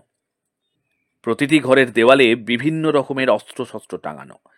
তিওয়ারি বলল যে এইগুলি সাহেবের সৈনিক জীবনের বিভিন্ন অভিযানের স্মৃতি। শেষের দিকের একটি ঘরে ঢুকে বীরেন্দ্র চমকে উঠলেন। এই ঘরের দেওয়ালে 2টো কোদাল আড়াআড়ি করে রাখা। একদিনেই 2-2বার এই অদ্ভুত বস্তুটিকে দেখে অবাক হলেন বীরেন্দ্র। তিওয়ারিকে জিজ্ঞাসা করলেন, এইগুলো সাহেব কোথা থেকে পেলেন আপনি জানেন? আগে হুজুর, এগুলোর বয়স প্রায় 40 বছর। মধ্যপ্রদেশের এক প্রত্যন্ত অঞ্চলে সাহেব একদল ঠগীকে বন্দি করেছিলেন। তাদের বেশিরভাগেরই ফাঁসি হয়েছিল। একটা বাচ্চা শুধু পালিয়েছিল সেদিন। আপনি এসব জানলেন কি করে? কেন জানবো না হুজুর, আমি তো ওই দলেরই সেপাই ছিলাম। বাচ্চাটার কি হলো? না, তার খবর আর পাইনি। তবে কয়েকদিন আগে একটা ঘটনা ঘটেছিল। সেদিন সকালে সাহেব বাগান করছিলেন। এমন সময় এক ফকির এসে সাহেবের সামনে দাঁড়ায়। সে বোধহয় ভিক্ষা চাইতেই এসেছিল। সাহেবের কাছে সে এক অদ্ভুত ভাষায় গান গাইছিল। সেই গান শুনে সাহেব খুব আতঙ্কিত হয়ে পড়েন। এটা মনে আছে, দুলাতিয়া দুলাতিয়া বলতে বলতে তিনি ঘরে গিয়ে শুয়ে পড়েছিলেন। দুলাতিয়া? হ্যাঁ হুজুর, আমরা শেষ যে দলটাকে ধরেছিলাম তারই সর্দারের ছেলে ছিল এই দুলাতিয়া, যে পালিয়ে গিয়েছিল। বীরেন্দ্র উঠে দাঁড়ালেন। তাকে এক্ষুনি এশিয়াটিক সোসাইটিতে যেতে হবে। শচীনবাবু যখন বীরেন্দ্র বিজয়ের গড়ানহাটার বাড়িতে এসে পৌঁছলেন তখন রাত্রি প্রায় 8টা। বীরেন্দ্রও কিছুক্ষণ আগে বাড়ি পৌঁছেছেন। শচীনবাবুকে বৈঠকখানায় বসিয়ে রামা চাকরকে খাবার দিতে বলে তিনি স্নান করতে গেলেন। স্নান করে ঢিলে ঢালা পোশাকে যখন বৈঠকখানায় বসলেন ততক্ষণে শচীনবাবু 3-4 দিস্তা লুচি উড়িয়ে দিয়েছেন। রামা তাকেও খাবার দিয়ে গেল। খাওয়া শেষ করে আলবোলায় আরামের টান দিয়ে বীরেন্দ্র তার গল্প শুরু করল। এই ঘটনার সূত্রপাত আজ থেকে প্রায় 40 বছর আগে। উইলিয়াম হেনরি স্লিগ্যান ঠগি বলে একটা মারাত্মক ভয়ঙ্কর দস্যু সম্প্রদায়ের সন্ধান পান ও তাদের ধ্বংস করার জন্য চেষ্টা শুরু করেন। আপনি নিশ্চয়ই জানেন যে ঠগিরা এমন এক ডাকাত দলের সদস্য ছিল যারা নিরীহ পথচারী পথিকদের যথা সর্বস্ব লুট করত ও নৃশংসভাবে খুন করত এবং সেই মৃতদেহ লোপাট করে দিত। স্লিম্যান একাই কয়েক বছরের অনুসন্ধানের ফলে ঠগিদের বিনাশ করতে সক্ষম হন। ফিরিঙ্গিয়া প্রভৃতি ঠগিদের সাক্ষ্যের উপর ভিত্তি করে কয়েক হাজার ঠগির প্রাণদণ্ড হয়, আরও কয়েক হাজারের হয় দ্বীপান্তর। এই সময় গর্ডন সাহেব, অ্যাডাম সাহেবের বাবা, এরা সকলেই স্লিম্যান সাহেবের দলে ছিলেন। এই সময় আরও একটা ঘটনা ঘটে। তারা ভিওয়ানি বলে মধ্যপ্রদেশের এক প্রত্যন্ত অঞ্চলে জাগতিয়া বলে একটা ঠগি সর্দারের দলের সন্ধান পান। এই দলকে ধরার সময় সংঘর্ষ বাঁধে ও জাগতিয়া সহ দলের বেশিরভাগ সদস্য মারা যায়, কিন্তু জাগতিয়ার একমাত্র সন্তান দুলাতিয়া পালিয়ে যায়। এই দুলাতিয়া আশ্রয় পায় সিরওয়ানে। সিরওয়ানের তৎকালীন মহারাজা ছিলেন ঠগিদের পৃষ্ঠপোষক। তিনি তাদের লুট করা গয়না, দামি পাথর ও অন্যান্য দামি সামগ্রী চোরা বাজারে বেচার ব্যবস্থা করে দিতেন। এই খবর আজ আমি এশিয়াটিক সোসাইটিতে গিয়ে জোগাড় করেছি পুরনো খবরের কাগজগুলো পড়ে। মহারাজার কোনো শাস্তি হয়নি, কারণ তার বিরুদ্ধে অভিযোগের কোনো প্রমাণ পাওয়া যায়নি। যাই হোক, বর্তমানে সেই ঠগি দল আবার মাথাচাড়া দিয়েছে এই কলকাতাতেই। আমার বিশ্বাস আমির জং এই দল চালাচ্ছে। আমি যদি খুব ভুল না করি তাহলে দৌলত জংই হচ্ছে সেই দুলাতিয়া। ঠগিরা যে কোনো কাজ শুরু করার আগে বলি দেয়। ওই 2 সাহেবকে বলি দিয়েই ওরা ওদের অভিযান শুরু করবে বলেই আমার বিশ্বাস। আবার একই সঙ্গে ওদের বলি দিয়ে বাপের মৃত্যুর প্রতিশোধও নেয় দুলাতিয়া। অ্যাডাম সাহেবের বাবা বেঁচে না থাকায় তারা ছেলেকে বেছে নেয়। মুসলমান দৌলত জংয়ের বাড়ির কালী মন্দিরটিও আমার কথার সপক্ষে সাক্ষী দিচ্ছে। শচীনবাবু শেষ পাতে রাবড়ি খেতে খেতে এক গাল হেসে বললেন, ধন্য বীরেন্দ্র বাবু, ধন্য আপনার বুদ্ধি মশাই। এই জটিল কেসের সুরাহা যে এত তাড়াতাড়ি হতে পারে এটা আমি কল্পনাও করিনি। আরে মশাই, এত তাড়াতাড়ি আমাকে ধন্যবাদ দেবেন না। আগে বাবা ছেলে গ্রেপ্তার হোক, তারপর। খাওয়ার পর কিছুক্ষণ গল্প করে শচীনবাবু বিদায় নিলেন। বীরেন্দ্র খুব ক্লান্ত ছিলেন, তিনিও তাড়াতাড়ি ঘুমোতে গেলেন। রাত্রি আন্দাজ 11টা নাগাদ রামা এসে তার ঘুম ভাঙাল। বীরেন্দ্রের দলের একটি ছেলে নাকি তার সাথে দেখা করতে এসেছে। কথা না বাড়িয়ে বীরেন্দ্র তৎক্ষণাৎ একতলায় নেমে এলেন। দেখলেন ছেলেটি মুস্তাক। কি ব্যাপার? বিস্মিত বীরেন্দ্র তাকে প্রশ্ন করলেন। উত্তরে মুস্তাক যা বলল তাতে তার আগ্রহ বেড়ে গেল। ঘুম বা ক্লান্তি দুটোই উড়ে গেছে তার। সেই সাহেবী পোশাক পরা লোকটি মেয়ে লোকটিকে নিয়ে গঙ্গার দিকে একটি বহু পুরনো গোদাম ঘরে গিয়ে উঠেছে। মুস্তাক সেই বাড়ির ওপর কড়া নজর রাখছিল।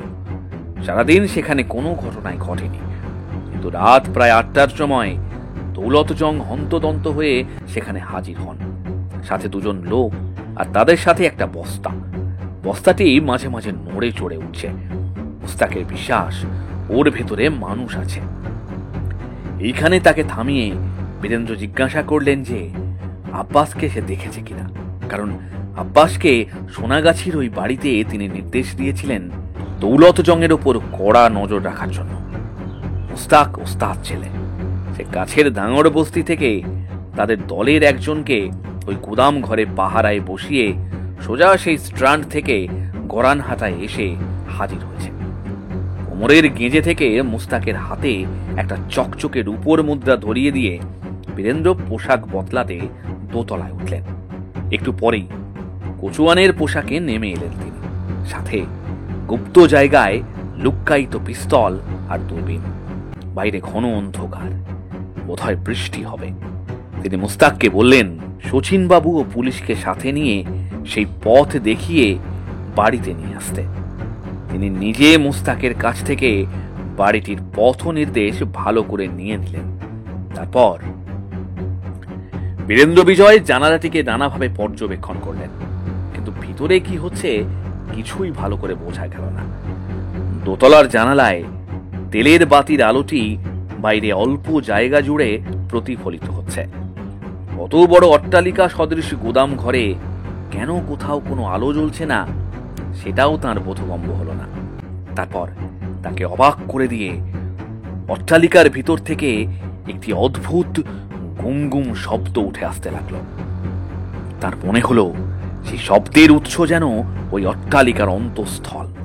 হঠাৎই তার মনে হলো এক্ষুনি যদি ওই অট্টালিকার ভিতরে প্রবেশ করা না যায় তাহলে একটা খুব বড় অমঙ্গল ঘটে যাবে। ভালো করে মনোযোগ দিয়ে আরো একবার অট্টালিকাটিকে অবলোকন করলেন। না, কোথাও কোনো রক্ষী দেখতে পাওয়া যাচ্ছে না। আকাশের দিকে একবার তাকালেন, মেঘের চাঁদ ঢেকে গেছে। পরে রাত্রি কত বোঝা গেল না। তার হিসেব অনুযায়ী সব ব্যবস্থা করে শচীনবাবুর আসতে আরো ঘন্টা 3 লাগবে, কিন্তু অতক্ষণ অপেক্ষা করে থাকলে সেটা খুবই ঝুঁকির হয়ে যাবে। তাই তিনি সন্তর্পণে গাছ থেকে নেমে অন্ধকারে ছায়ার সাথে শরীর মিলিয়ে অট্টালিকাটির দিকে এগোতে লাগলেন। গাছের ওপর থেকে দেখেছিলেন যে অট্টালিকার পূব দিকের এক অংশের একটি জানালার খড়খড়ি ভাঙা। সেদিক দিয়েই অট্টালিকায় প্রবেশ করবেন মনস্থির করলেন। প্রহরীদের যদিও দেখা যাচ্ছে না, তবু তিনি কোমর পর্যন্ত সামনে ঝুঁকে থাকা জানালাটির দিকে ছুট লাগালেন। জানালার সামনে পৌঁছে ভাঙা খড়খড়িতে হাত ঢুকিয়ে জানালাটি খুলে ফেললেন। ভিতরে 3টি শক্ত লোহার গরাদ। অবশ্য বীরেন্দ্রর ব্যায়াম পুষ্ট শরীরের কাছে ওই লোহার গরাদ কিছুই নয়। অবলীলাক্রমে গরাদ দুটো বাঁকিয়ে নিজের ঢোকার মতো জায়গা করে ফেললেন। তারপর 2 হাতের জাড়ে শরীর তুলে সেই জানালা দিয়ে অট্টালিকায় প্রবেশ করলেন। ঘরটি ঘুটঘুটে অন্ধকার। তখনই আবার সেই অদ্ভুত শব্দটি শুরু হলো। পরিষ্কার বোঝা গেল সেটা মাটির নিচ থেকেই আসছে। অন্ধকারে হাতড়ে হাতড়ে যখন বীরেন্দ্র সেই ঘরের দরজার কাছে এলেন, তিনি দেখলেন দরজা বাইরে থেকে বন্ধ। শব্দটি এত জোরে হচ্ছে যে আর কোনো আওয়াজই শোনা যাচ্ছে না। ওই বিকট শব্দের সুযোগ নিয়ে বীরেন্দ্র এক লাথি মেরে দরজা ভেঙে ফেললেন। ভাঙা দরজাটি দিয়ে তিনি ঘরের বাইরে এসে দাঁড়ালেন। তিনি দেখলেন একটা টানা বারান্দায় দাঁড়িয়ে আছেন। একদিকে লম্বা উঠান আর অন্যদিকে এক সারি ঘর। ঘরগুলির দরজা বন্ধ ও কোথাও কোনো আলোর ব্যবস্থা নেই। তবে এতক্ষণ অন্ধকারে থাকার কারণে চোখ সয়ে গেছে, দেখতে অসুবিধা হচ্ছে না। বারান্দার একেবারে শেষ প্রান্তে দ্বিতলে যাওয়ার সিঁড়ি। বীরেন্দ্র ছুটতে ছুটতে সেই সিঁড়ির কাছে এলেন। এখানে এসেই তিনি দেখলেন সিঁড়ির পাশের দেওয়ালের গায়ে একটি ছোট দরজা। দরজার তলা থেকে মৃদু আলো চুঁইয়ে আসছে, আর সেই অদ্ভুত আওয়াজটাও ওইখান থেকেই আসছে। দরজা ভেজানো, সামান্য ঠেলা দিতেই খুলে গেল। ভিতরটা কনকনে ঠান্ডা আর অদ্ভুত স্যাঁতস্যাঁতে। বীরেন্দ্র সাহস করে উঁকি মেরে দেখলেন দেওয়ালে একটি মশাল জ্বলছে। তারই আলো দরজার তলা থেকে দেখা যাচ্ছিল। সামনেই বেশ কয়েক ধাপ সিঁড়ি যেন পাতালের দিকে নেমে গেছে। দেওয়াল পিচ্ছিল, শ্যাওলা ধরা। অনেক নিচ থেকে একটা ক্ষীণ আলোক রশ্মি উপরের দিকে উঠে আসছে। মশাল হাতে সেই আলোক রেখা লক্ষ্য করে বীরেন্দ্র সিঁড়ি বেয়ে নামতে লাগলেন। বেশ কিছুটা নামার পর একটি চাতাল মতো জায়গা, সেখানে লণ্ঠন হাতে পাহারা দিচ্ছে দৌলত জংয়ের বাড়ির সেই দানবটি। ঠান্ডা এখানে খুব বেশি, দানবের অবশ্য তাতে ভ্রুক্ষেপ নেই। কোমর থেকে পিস্তল বের করে তিনি পা টিপে টিপে দানবের একদম পিছনে এসে দাঁড়ালেন। ধীরে ধীরে পিস্তলের ঠান্ডা নলটি দানবের মাথার পিছনে চেপে ধরলেন। দানব চমকে উঠল, আর চোখে তার দিকে তাকিয়ে বিস্ময়ে তার চোখ বিস্ফারিত হয়ে উঠল। লণ্ঠনের দিকে ইঙ্গিত করে তিনি তাকে সেটা নিয়ে নিচে নামতে বললেন। চাতাল থেকে সিঁড়িটা কয়েক ধাপ নেমে একটা সরু গলির সামনে শেষ হয়েছে। গলিটিতে অনেকগুলো মশালের আলো দেখা যাচ্ছে, আর সেই চিৎকারটা এখন একেবারে স্পষ্ট। ঢাক, ঢোল ও মানুষের চিৎকারের মিশ্রণে সেই অদ্ভুত শব্দের স্রষ্টা। তারা যেন হু হু হাহা করে চিৎকার করছে। দানবকে সামনে রেখে ধীরে ধীরে বীরেন্দ্র গলির শেষ প্রান্তে এসে উপস্থিত হলেন। গলিটি একটি বিরাট হল ঘরে শেষ হয়েছে। সেখানে বরফের চাই সাজানো। ঘরের একদিকের দেওয়ালের সামনে প্রায় 10 হাত একটা কালী মূর্তি। তবে সাধারণ কালী মূর্তির সাথে এই মূর্তির তফাৎ আছে, 4 হাত নয়। এই কালীর 6টি হাত, একটি হাতে কোদাল, অন্য আর এক হাতে রুমাল, তার এক প্রান্তে কিছু একটা বাঁধা। 2 হাতে ঝুলছে দুটো নরমুণ্ড, বাকি 2টি হাত খালি। মূর্তির পায়ের কাছে হাত পা বাঁধা অবস্থায় আব্বাস পড়ে আছে। আর বীরেন্দ্রর দিকে পিছন ফিরে মূর্তির সামনে 2 হাত তুলে দাঁড়িয়ে আছে আরেকটি লোক। এই হাড় কাঁপানো ঠান্ডাতেও সে খালি গা, ঘামে পেশিবহুল দেহ চকচক করছে। মাথায় সাদা পাগড়ি আর পরনে সাদা ধুতি, মাল কোচা। তার পাশে একই পোশাকে যিনি দাঁড়িয়ে আছেন তাকে গতকাল সকালেই দেখেছেন বীরেন্দ্র, দৌলত জং স্বয়ং। এই দুজনের পাশে যিনি দাঁড়িয়ে আছেন তাকেও চেনেন বীরেন্দ্র। খবরের কাগজের অস্পষ্ট ফটোগ্রাফ রাজকীয় দেহ ভঙ্গিমাকে স্পষ্ট ধরতে পেরেছিল। সিরোয়ানের রাজা বাহাদুর স্বয়ং। এদের পিছনে আরো 2 জন বলিষ্ঠ মানুষ দাঁড়িয়ে আছে। হঠাৎ সবাই উচ্চ স্বরে একটি অদ্ভুত মন্ত্র পাঠ করে চলেছে। ভাষাটি বিজাতীয়। বীরেন্দ্র দেখলেন কালী মূর্তির পায়ের কাছে একটি বিরাট চকচকে কোদাল রাখা আছে। মন্ত্রপাঠের মাঝখানে পিছনে দাঁড়ানো লোক দুটি দুন্দুবি বাজাতে শুরু করল। দৌলত জং মন্ত্র পাঠ করে চললেন। মহারাজা গলায় বিকট তাল বাদ্য করলেন। পাগড়ি বাঁধা বলিষ্ঠ লোকটি কোদাল তুলে নিল। আস্তে আস্তে আব্বাসের দিকে এগোতে লাগলো সে। লোক দুটি বাজনা থামিয়ে আব্বাসকে তুলে ঘরের কোণে জমে থাকা বরফের চাইয়ের দিকে নিয়ে যেতে লাগলো।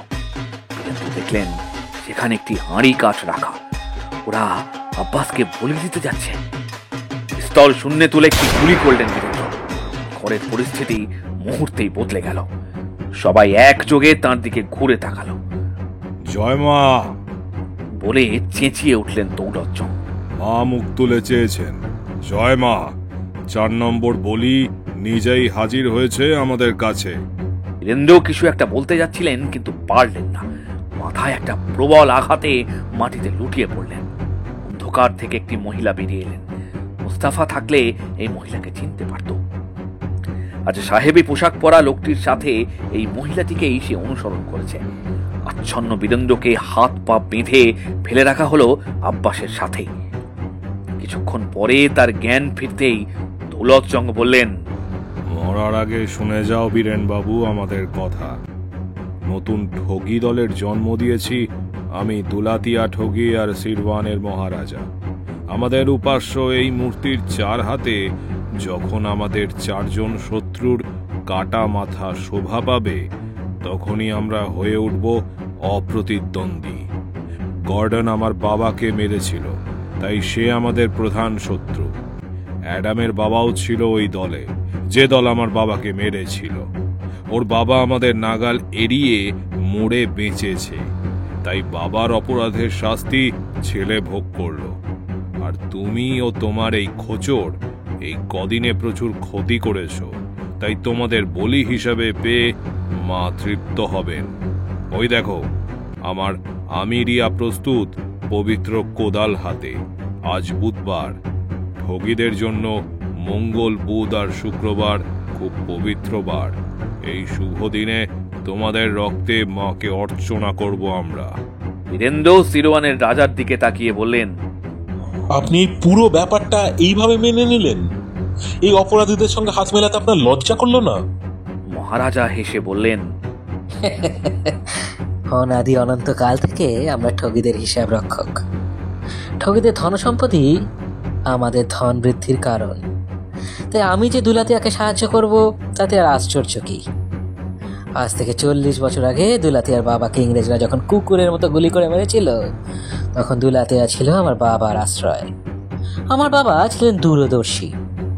তার আর আমাদের গুরুদেবের পরামর্শে ওই জুতোর ব্যবসা আমরা খুলি। এই বলে মহারাজা উচ্চ স্বরে চেঁচিয়ে বললেন, বলির সময় হয়ে যাচ্ছে, গুরুদেবকে খবর দাও। সবাই উৎসুক হয়ে ঘরের প্রবেশ পথের দিকে তাকিয়ে আছে। তখনই এক আশ্চর্য ঘটনা ঘটল। বীরেন্দ্র ঝাঁপিয়ে পড়লেন দানবটির ওপরে, যেন এক জাদু মন্ত্র বলে তিনি তার হাতের বাঁধন খুলে ফেলেছেন। বহু বছর আগে কলকাতা বন্দরের এক এঁদো গলিতে এক চীনা চণ্ডুখোরের কাছে শেখা হাতের বুড়ো আঙুলের হাড় সরিয়ে কি করে হাতের বাঁধন খুলে ফেলা যায়, এই বিদ্যা আজ কাজে লেগে গেল। দানবটির হাতে ধরা পিস্তলটি ছিটকে গেল। বীরেন্দ্র তার উপর ঝাঁপিয়ে পড়লেন। এমন সময় উপরে একটা প্রচন্ড শব্দ শোনা গেল। বাড়িটির সদর দরজাটা কে বা কারা যেন ভেঙে ফেলেছে। তারপরে সিঁড়িতে দুপদাপ পায়ের শব্দ, হুইসেলের তীক্ষ্ণ আওয়াজ। বোঝা গেল পুলিশ এসে পড়েছে। ততক্ষণে এক খুশিতে দানবটিকে ধরাশায়ী করে বীরেন্দ্র হাতে পিস্তল তুলে নিয়েছেন আর অব্যর্থ লক্ষ্য ভেবে আমিরিয়ার হাত থেকে কোদালটা ফেলে দিয়েছেন। একটু পরেই যথারীতি হাঁপাতে হাঁপাতে শচীনবাবু ঘরে ঢুকলেন। এক হাতে পিস্তল আর এক হাতে রুমাল নিয়ে কপালের ঘাম মুছতে মুছতে বললেন, কি কাণ্ড মশাই, হ্যাঁ কি কাণ্ড! এ তো দেখছি পুরো রহস্যের খাসমহল। ঠগীর দল গ্রেফতার হলো। ওই বাড়িতে তল্লাশি চালিয়ে আরো অনেক গুপ্ত সদস্যের নাম আবিষ্কৃত হলো। কিন্তু একটা খটকা বীরেন্দ্রর মাথায় রয়েই গেল। ঠগীদের নাটের গুরু, সেই গুরুদেবটির পরিচয় জানা হলো না। বীরেন্দ্র দোতলার যে ঘরটিতে প্রথমেই দূরবীন দিয়ে তেলের আলো জ্বলতে দেখেছিলেন, সেই ঘরটি তল্লাশি চালিয়ে দেখা গেল ওই ঘরের অধিবাসীটি পুলিশের আগমনের পর কোনোভাবে পালিয়েছে। হয়তো সেই ছিল এই দলের গুরুদেব। পরের দিন কলকাতা সহ ভারতের প্রায় সমস্ত বড় বড় সংবাদপত্রে বীরেন্দ্র আর শচীনবাবুর নাম বেরোল। বীরেন্দ্র রাতারাতি সমস্ত মহলের চর্চার বিষয় হয়ে উঠলেন। আধুনিক ঠগী দলের উত্থান তিনি একা হাতে আটকে দিয়েছেন। এই খবরে উদ্বেল গোটা শহর। পরের দিন সন্ধ্যাবেলা বীরেন্দ্র হাজির হলেন বেঙ্গলি ক্লাবে। শুধুমাত্র বাঙালিদের নিয়ে তৈরি এই ক্লাবের গত 3 বছর ধরেই তিনি সদস্য। ক্লাবে ঢুকতেই রীতিমতো দিগ্বিজয়ীর সম্মান পেতে লাগলেন তিনি। সকলেই তাকে একবার চোখের দেখা দেখতে উৎসুক। এই বীর পূজা বেশ উপভোগ করছিলেন বীরেন্দ্র। সুরটি কাটল একটু রাতের দিকে। রাত্রি 9টা নাগাদ নৈশভোজ সুসম্পন্ন করে সবে পানটা মুখে দিয়ে লাইব্রেরিতে বসেছেন। এমন সময় একটি শ্লেষ্মা ভর্তি ঘর ঘরে গলা বলে উঠল, একটা সহজ কেস সলভ করে খুব শ্লাঘা অনুভব করছেন নাকি মশাই? বীরেন্দ্র বক্তার দিকে ফিরে তাকালেন। দেখলেন লাইব্রেরি ঘরের একেবারে কোণের দিকে একটা মেহগনি কাঠের টেবিলের উপর সরু দুটো পা তুলে বসে আছেন এক কিম্ভূত কিমাকার প্রাণী। কারণ ওই চেহারা দেখলে ব্যাঙ জাতীয় প্রাণীর কথাই মনে পড়ে, মানুষের নয়। বিরাট বড় একটি মাথায় চুল প্রায় নেই বললেই চলে। কুতকুতে দুটি চোখে মোটা চশমার আড়ালে জলজল করছিল চর্বি থ্যাবড়া নাক। নাকের তলায় আবার আরশোলার সুঁড়ের মতো সরু গোঁপ। চিবুকের তলায় 2 থাক চর্বি আর তার তলায় বিরাট ভুঁড়ি। সঙ্গে যোগ্য সঙ্গত করছে লিকলিকে 2টি হাত ও পা। ভুরু কুচকে জিজ্ঞাসা করলেন বীরেন্দ্র, আপনি? আগে অদমের নাম ব্রজকিশোর বটব্যাল। 4 পুরুষের ওকালতি ব্যবসা আমাদের। আমি অবশ্য ওকালতি পাশ করে বাড়িতেই আছি। আসলে খুব ইন্টারেস্টিং কেসটা পেলে আদালতে যেতে ইচ্ছে করে না, বুঝলেন না মশাই? বলে হ্যাঁ হ্যাঁ করে হাসতে লাগলেন বটব্যাল। হ্যাঁ, তাই যা বলছিলাম মশাই, ওই আমির জং যে খুনি, সেটা প্রথম দিনই খবরের কাগজে ওই অ্যাডাম সাহেবের খুনের পরেই ধরে ফেলেছিলাম। আর ওই অন্যের আঙুলে নিজের আংটি পরিয়ে দেওয়া, সেটা যে খুব কাঁচা কাজ তাতে কোনো সন্দেহই নেই। আমি ওর জায়গায় থাকলে অমন করতাম না। অবশ্য আমার সাথে পাল্লা দিতে পারে এমন গোয়েন্দা ভারতের চোখে পড়ে না। এত সব অপমানজনক কথায় হঠাৎ বীরেন্দ্র বিজয়ের মাথায় আগুন জ্বলে উঠল যেন। তিনি ধীর স্বরে বললেন, তা তেমন গোয়েন্দা পেলে আপনি কি করতেন? আবার সেই গা জ্বালানো হাসিটা হেসে বটব্যাল বললেন, কি আবার করতাম? তাকে ডুয়েলে আহ্বান জানাতাম। অবশ্যই ডুয়েল তলোয়ার বা বন্দুকের নয়, বুদ্ধির। বীরেন্দ্র বিজয়ের চোখ জ্বলে উঠল। তাই নাকি? তাহলে এই অপদার্থ গোয়েন্দার সাথেই একটা বুদ্ধি ডুয়েল হবে নাকি? বটব্যালের চোখ চকচক করে উঠল। বটে, ডুয়েল লড়বেন আমার সাথে? বেশ, তাহলে শুনুন, আগামীকাল ঠিক 12টার সময় ওই সিমলে পাড়ার বিখ্যাত ধনী রায়বাহাদুর সমুদ্র নারায়ণ স্ত্রী সুলোচনা দেবীকে আমি খুন করব। আপনার সাধ্য থাকলে আটকাবেন। এইরকম কথা যে তিনি শুনবেন সেটা বীরেন্দ্র আশা করেননি। তিনি মনে মনে চমকে উঠলেও সামনে শান্ত সমাহিত ভাবটি বজায় রাখলেন। বেশ, আপনার চ্যালেঞ্জ আমি গ্রহণ করলাম, কিন্তু এই ডুয়েলের জয় পরাজয় শর্ত কি? শর্ত আর কি, আপনি যদি জেতেন তাহলে শ্যামবাজার আর এই পোড়ে পুকুরের বড় বাড়ি দুটো আমি আপনার নামে লিখে দেব। আর যদি আপনি হারেন তাহলে আপনি খবরের কাগজে ঘোষণা করে ওই গোয়েন্দাগিরি থেকে অবসর নেবেন। রাজি? লোকটার কথা শুনে এবার সত্যিই অবাক হলেন বীরেন্দ্র। লোকটা পাগল নয় তো? এত খুন করার শখ কেন ওর? পাগলাগারদ থেকে পালিয়ে আসেনি তো? তার চিন্তার ব্যাঘাত ঘটল লোকটির পরের কথায়। তাহলে বীরেন বাবু, ওই কথাই রইল। সুলোচনাকে কাল রাত 12টা 1 পর্যন্ত বাঁচিয়ে রাখলেই আপনি এই কলকাতা শহরে দুটো বাড়ির মালিক। এই কথা বলে খ্যা খ্যা করে হাসতে হাসতে হেলে দুলে বিদায় নিলেন অদ্ভুত আগন্তুক। স্তম্ভিত বীরেন্দ্র বিজয় তার গাড়িতে করে বাড়ি ফিরলেন।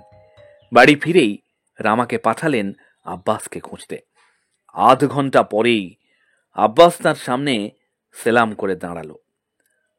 তাকে বীরেন্দ্র আগামীকাল দুপুর 12টার মধ্যে রায়বাহাদুর, তার স্ত্রী সুলোচনা এবং ব্রজবিকাশ বটব্যালের ব্যাপারে সমস্ত খবর জোগাড় করে আনতে জরুরি নির্দেশ দিলেন।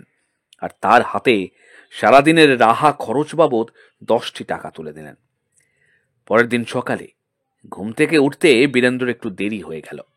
মুখ হাত ধুয়ে যখন প্রাতরাশ করতে বসেছেন তখনই রামা এসে তাকে আব্বাসের আগমন বার্তা দিল।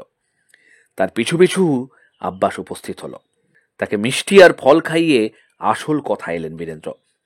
দেখা গেল আব্বাস ও তার সঙ্গী সাথীরা এই সকাল 10টার মধ্যেই সব খবর জোগাড় করে ফেলেছে। বীরেন্দ্র জানতে পারলেন রায়বাহাদুর সৌমেন্দ্রনাথ একজন বড় সড়ো ধনী ব্যক্তি। পুরুষানুক্রমিক খনি বন্ধকির ব্যবসা ছাড়াও খুলনা আর ময়মনসিংহে তার 2টি জমিদারিও আছে। বর্তমানে তার বয়স 55। আব্বাসের বক্তব্য অনুযায়ী লম্বা চওড়া রাশভারী চেহারা। সুলোচনা তার দ্বিতীয় স্ত্রী। প্রথম স্ত্রী গত হওয়ার পর মাত্র 5 বছর আগে সুলোচনাকে বিবাহ করেছেন। সুলোচনার বর্তমান বয়স 25 বছর। বৃদ্ধস্ব তরুণী ভার্যা। তবে এসব ক্ষেত্রে যা হয়ে থাকে এক্ষেত্রে সেটা ঘটেনি। রায়বাহাদুর একেবারেই স্ত্রীর বংশবদ নন, বরঞ্চ তিনি খুবই বদমেজাজি ও সন্দেহপ্রবণ। নিঃসন্তান হওয়ার জন্য কিনা কে জানে। তিনি বিশ্বাস করেন যে সুলোচনার একটি গুপ্ত প্রেমিক আছে এবং সেই প্রেমিককে হাতের কাছে পেলে তাকে যে তিনি গুলি করবেন সেই ইচ্ছা ঘনিষ্ঠ মহলে রায়বাহাদুর প্রায়শই ব্যক্ত করে থাকেন। অন্যদিকে সুলোচনা যৌবনবতী ও যথেষ্ট আকর্ষণীয়। পুরুষদের দৃষ্টি আকর্ষণ করতে যে ধরনের ছলা কলা লাগে সেগুলিতে তিনি যথেষ্ট নিপুণা। যে কোনো অনুষ্ঠানে তিনিই হয়ে ওঠেন মক্ষী রানী। ব্রজবিকাশ আবার সত্যি বড়লোক বাপের ছেলে। আব্বাসের হিসাব অনুযায়ী ব্রজবিকাশের পূর্বপুরুষরা ছিলেন খ্যাতনামা উকিল। স্বর্গত পিতা তার জন্য কলকাতা শহরে অন্তত 1 ডজন বাড়ি আর ব্যাংকে বেশ কয়েক লক্ষ টাকা রেখে গেছেন। বাড়ি ভাড়ার টাকা আর ব্যাংকে জমানো টাকার সুদে ব্রজবিকাশের চমৎকার ভাবে চলে যায়। ঘর কোনো মানুষটি বছরে একবার কিছুদিনের জন্য ঘুরতে যান, অন্যথায় বাড়িতে বসে তিনি বিভিন্ন ধরনের বই পড়েন। সপ্তাহে 3-4 বার তিনি ময়দানে গোরাদের ব্যান্ড শুনতে যান, সেও মাত্র আধ ঘন্টার জন্য। আব্বাসকে তার দলবল নিয়ে রাত 10টা নাগাদ রায় বাহাদুরের বাড়ির আশেপাশে পাহারা দিতে বললেন বীরেন্দ্র বিজয়। কিছুদিন আগে অন্য একটি কেসে ওদের সবাইকে পুলিশি হুইসেল কিনে দিয়েছিলেন তিনি। আজ রাতে সেই হুইসেলগুলি সঙ্গে রাখতে বললেন তিনি। বলে দিলেন, যদি কোনো সন্দেহজনক ব্যক্তিকে ওই বাড়ির দিকে আসতে দেখা যায়, তাহলে তৎক্ষণাৎ যেন ওই হুইসেল বাজিয়ে তাকে সতর্ক করে দেয়। আব্বাস চলে যাওয়ার আগে তাকে ভিতরের ঘরে নিয়ে গিয়ে তাকে কি যেন ফিসফিস করে বললেন বীরেন্দ্র বিজয়। কথা শেষে তার হাতে একটা পিস্তল গুঁজে দিলেন তিনি। আব্বাস বিদায় নিল। মধ্যাহ্ন ভোজনের পর ভালো করে ঘুমিয়ে নিলেন বীরেন্দ্র। আজ হয়তো অনেকটা রাত পর্যন্ত জাগতে হবে। তখন ঘুম পেলে চিত্তির। রাত ঠিক 7টার সময় হালকা খাবার খেয়ে রায় বাহাদুরের বাড়ির দিকে রওনা দিলেন তিনি। সে বাড়ি পৌঁছে প্রথম যে খবরটা পেলেন তার জন্য একেবারেই প্রস্তুত ছিলেন না তিনি। রায় বাহাদুর আজ দুপুরেই মহাল পরিদর্শন করতে খুলনা রওনা হয়েছেন। সুলোচনা বাড়িতে একাই আছেন। বাধ্য হয়ে দাসীকে দিয়ে সুলোচনাকেই ডাকতে পাঠালেন তিনি। একটু পরেই দোতলা থেকে সুলোচনা নেমে এলেন। একতলার বৈঠকখানাতে বসেই তার প্রসাধনীর গন্ধ পেলেন বীরেন্দ্র। সর্পিনীর মতো তার চলন ভঙ্গি, একটু চাপা রং, কিন্তু স্বাস্থ্য আর যৌবন শাড়ির ভাঁজে ভাঁজে যেন প্রমত্তা নদীর মতো ফুঁসে উঠছে। একটু ভ্রু ভঙ্গি করে তার দিকে তাকিয়ে রইলেন সুলোচনা। বীরেন্দ্র গম্ভীর গলায় ব্রজবিকাশের নামটি উজ্জ্ব রেখে বাকি কথা বললেন। অদ্ভুত ব্যাপার, এই সংবাদে সুলোচনার বিশেষ ভাবান্তর হল না। একটি বিলোল কটাক্ষ হেনে তিনি বীরেন্দ্র কি করতে চান জানতে চাইলেন। বীরেন্দ্র জানালেন, তিনি চান সুলোচনা যেন আজ রাতে নৈশভোজের পর সব দাসদাসীদেরকে ছুটি দিয়ে দেন। তাকে অবাক করে সুলোচনা মুচকি হেসে এই প্রস্তাবেও রাজি হয়ে গেলেন। বীরেন্দ্র দেখলেন রায় বাহাদুরের বাড়ির সদর দরজায় ইংল্যান্ডের বিশ্ববিখ্যাত চাবস কোম্পানির তালা লাগানো আছে। সুলোচনাকে প্রশ্ন করে জানলেন, ওই তালা একবার আটকালে চাবি ছাড়া খোলা অসম্ভব। দরজা টানলেই তালা লেগে যায়। তালাটির 2টি চাবি, একটি সুলোচনার কাছে আছে আর অন্যটি আছে রায় বাহাদুরের কাছে। শেষ দাসীটি বিদায় নিতে নিতে রাত্রি প্রায় 10টা হয়ে গেল। বীরেন্দ্র এতক্ষণ বৈঠকখানায় বসে পেশেন্স খেলছিলেন। এবার উঠে দাঁড়িয়ে দরজার তালাটি টেনে বন্ধ করে পুরো বাড়ি একবার ঘুরে দেখলেন। কোথাও কেউ নেই, সব নিস্তব্ধ। এই পাড়ার বাড়িগুলো একেবারেই গায়ে গায়ে লাগানো, ফলে এক বাড়ি থেকে অন্য বাড়িতে সমর্থ ব্যক্তির পক্ষে লাফিয়ে যাতায়াত করাটাও অসম্ভব নয়। অবশ্য ব্রজবিকাশকে সমর্থ ব্যক্তি বলা যায় কিনা সে ব্যাপারে যথেষ্ট সন্দেহ আছে। যাই হোক, পুরো বাড়ি টহল দিয়ে এসে সুলোচনাকে দোতলার শোয়ার ঘরে দরজা বন্ধ করে থাকতে বলে আবার নিচের বৈঠকখানায় এসে বসলেন তিনি। আবার তাস বার করলেন তিনি, তাস সাজাচ্ছেন। এমন সময় বিদ্যুৎ চমকের মতো মনে পড়ল গত বছর পাটনায় এক ক্লায়েন্টের শোয়ার ঘরের ঘুলঘুলি দিয়ে শঙ্খচূড় ছেড়ে দিয়েছিল সেই ক্লায়েন্টের নিজের জ্যাঠা। মোক্ষম সময়ে গুলি চালিয়ে সেই সাপের ভবলীলা সাঙ্গ করেছিলেন বীরেন্দ্র বিজয়। কথাটা মনে পড়তেই শিরদাঁড়া খাড়া হয়ে গেল তাঁর। সুলোচনার ঘরে কোনো ঘুলঘুলি আছে কিনা মনে করতে পারলেন না বীরেন্দ্র। সাবধানের মার নেই মনে করে সুলোচনার শোবার ঘরের দিকে দ্রুত পায়ে এগোতে লাগলেন তিনি। ওদিকে শিমলে পাড়া থেকে একটু দূরে বড় রাস্তার মোড়ে একটা কেরাঞ্চি গাড়ি থেকে নামলেন এক আগন্তুক। তার গন্তব্য রায় বাহাদুরের বাড়ি। অন্ধকার নিস্তব্ধ রাস্তায় শক্ত সমর্থ লোকটির পায়ের জুতোর মশমশ শব্দ অনেক দূর থেকে শোনা যাচ্ছে। সুলোচনার শোয়ার ঘরের দরজায় একটু জোরে করাঘাত করলেন বীরেন্দ্র। ভদ্রমহিলা হয়তো ঘুমিয়ে পড়েছেন, মনে মনে ভাবলেন তিনি। কিন্তু না, করাঘাত করা মাত্র দরজা খুলে গেল। আসলে দরজা বন্ধই ছিল না, ভেজানো ছিল মাত্র। সুলোচনার শোয়ার ঘরে ঢুকে একটু হকচকিয়ে গেলেন বীরেন্দ্র। মাত্র 1 ঘন্টা আগে এই ঘর থেকে ঘুরে গেছেন তিনি, কিন্তু তখন সুদৃশ্য ফুলদানিতে সদ্য কাটা গোলাপ ফুল ছিল না, ঘরের বাতাসেও ছিল না সম্মোহক আতরের সুগন্ধ। পরিপাটি বিছানায় ভাঁজহীন চাদর, সুদৃশ্য নরম উপাদান, যেন বাসর ঘরে নবদম্পতির জন্য প্রতীক্ষা করছে ওই বিছানা। সুলোচনাকে ঘরের কোথাও প্রথমে দেখতে পেলেন না বীরেন্দ্র, কারণ ঘরের ভেতর জ্বলা সবেধন নীলমণি তেলের ল্যাম্পটির আলো কেউ কমিয়ে দিয়েছে। এদিক ওদিক দেখছেন, এমন সময় আয়নার পাশ থেকে আদুরে গলায় কে যেন বলে উঠলেন, এই যে এখানে। বীরেন্দ্র দেখলেন ঘরে পরার 8 পৌরের শাড়ি সেমিজ ছেড়ে একটি দামি বেনারসি পরেছেন সুলোচনা। মুখে রূপটানের ছাপ, ঠোঁটে লাল করে পানের রস, সুগন্ধি জর্দার গন্ধ, আর ঢুলু ঢুলু চোখে সেমিজহীন দেহের অদৃশ্য হাতছানি নিয়ে তার দিকে তাকিয়ে আছেন সুলোচনা। ঠোঁটের ফাঁকে লাস্যময়ী মোহিনী হাসি। উফ, পারেন মশাই আপনি। কি নাটক, কি নাটক! মা গো, মরে যাই মরে যাই। সেই কখন থেকে দরজা খুলে বসে আছি, ভাবছি এই আসবে এই আসবে, আর আসেনি না আপনি। কতটা সময় মিছিমিছি নষ্ট। রচনার কথা প্রথমে কিছুই বোধগম্য হলো না বীরেন্দ্র। কি বলছেন আপনি? আমি তো কিছুই বুঝতে পারছি না। অবাক গলায় বললেন তিনি। আয়নার সামনের দেরাজ থেকে একটি সুগন্ধি কাগজ বার করে তার হাতে তুলে দিতে দিতে মুখ টিপে হেসে বললেন, কত রঙ্গ জানো বাপু। ল্যাম্পটির আলো বাড়িয়ে ভালো করে হাতের কাগজটা দেখলেন বীরেন্দ্র বিষয়। একটি ছোট চিঠি, চিঠি না বলে প্রেমপত্র বলাই বোধহয় সঙ্গত হবে। তাতে লেখা, প্রিয়তমেষু, যবে থেকে তোমাকে দেখেছি আমি মরেছি। আজ রাতে তোমার ভবনে আমি আসব, দাস দাসীদের সরিয়ে দিও, তারপর শুধু তুমি আর আমি। প্রিয়তমে, তুমি ছাড়া এ প্রাণ যে আর বাঁচে না।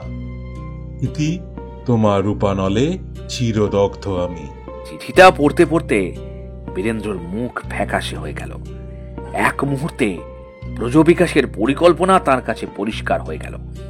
ওদিকে এই ঘটনা যখন ওই ঘরে অনুষ্ঠিত হচ্ছে, তার একটু আগেই মশমশ আওয়াজ করে শক্তপোক্ত লোকটি রায় বাহাদুরের বাড়ির সামনে এসে দাঁড়ালেন।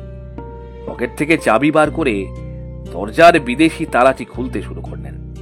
একটু দূরে লুকিয়ে থাকা আব্বাস মুখে হুইসলটা তুলেও সরিয়ে নিল, কারণ সে গ্যাস ল্যাম্পের আলোয় আগন্তুককে পরিষ্কার দেখতে পাচ্ছে।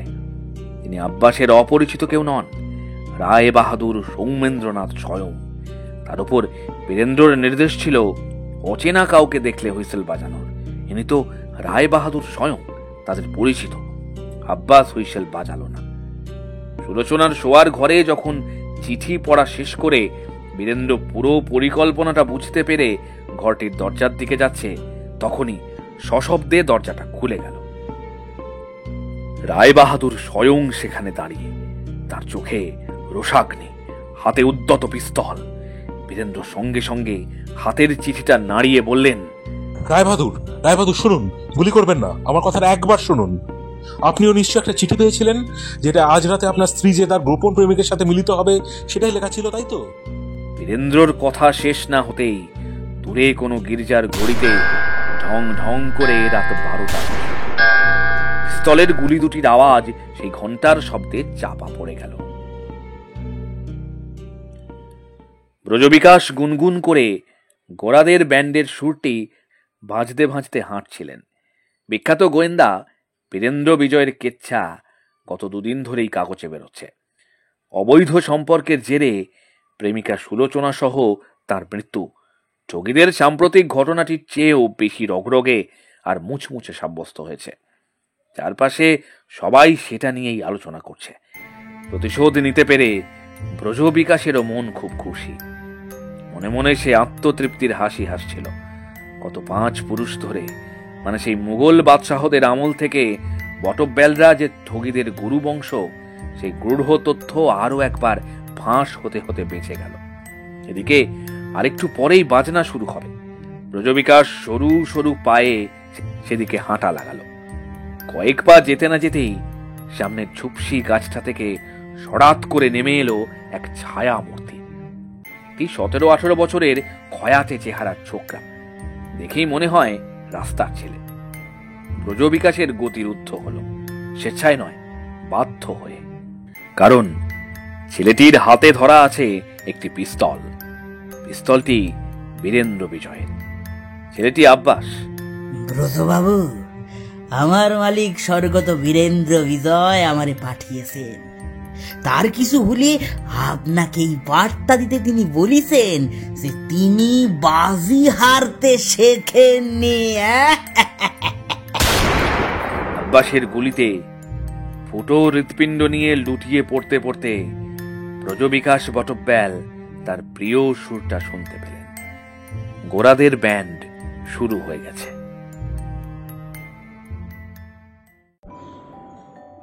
শুনছিলেন অভিনব রায়ের কলমে মরণের বেড়াজাল। কেমন লাগলো আজকে গল্পটি? যদি ভালো লেগে থাকে অতি অবশ্যই ভিডিওটিকে লাইক করুন, ভিডিওটি শেয়ার করুন, যাতে আরো বেশি সংখ্যক লোকের কাছে আমরা পৌঁছতে পারি। আর আপনাদের মতামত দয়া করে কমেন্ট সেকশনে লিখে আমাদেরকে জানান। আর নতুন শ্রোতা বন্ধুরা দয়া করে চ্যানেলটিকে সাবস্ক্রাইব করে আমাদের পাশে থাকুন। দেখা হবে আগামী সপ্তাহে আরো একটি দুর্দান্ত গল্পের সাথে। আজ গল্প পাঠে ছিল অতনু, মৃন্ময়, সৌমিক, জয়, সুদীপ্ত, আবির, মৌসুমী ও আমি রাজদীপ। ফিরছি আগামী সপ্তাহে। ততদিন সবাই ভালো থাকবেন, সুস্থ থাকবেন, আর অবসর সময় অতি অবশ্যই শুনতে থাকবেন গল্পের ফেরিওয়ালা গ্রুপের নানান অডিও স্টোরিজ। ধন্যবাদ।